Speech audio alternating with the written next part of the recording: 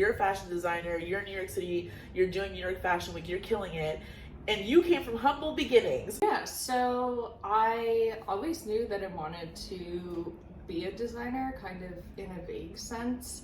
I would hand sew like little dolls out of felt and like give them to my mom.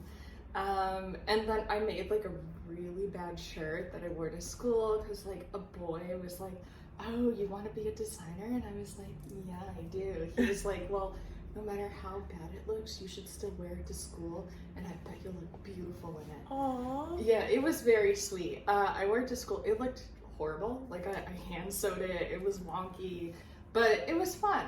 And so I told my current partner about like, oh, the one regret that I have in life is that I never learned how to like use.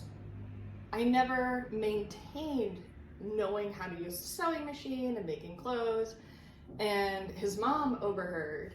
And so like the next morning I come downstairs for breakfast and she's like, "Here's all the different sewing classes in New York." And I was like, "Oh, okay, wow. I guess I'm gonna do this." And I was like, "Don't you think I'm too old?" And she's like, "Child, please, you are 25. Like, Yeah. no, you're good."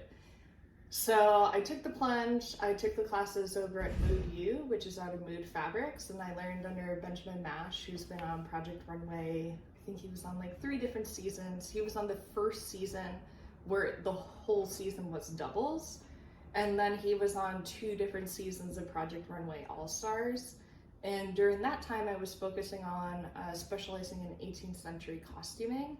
And then from doing that and working on historical pieces as a costume designer, I got into more conventional designing for ready-wear and for the modern era. You're a fashion designer, you're in New York City, you're doing New York Fashion Week, you're killing it, and you came from humble beginnings.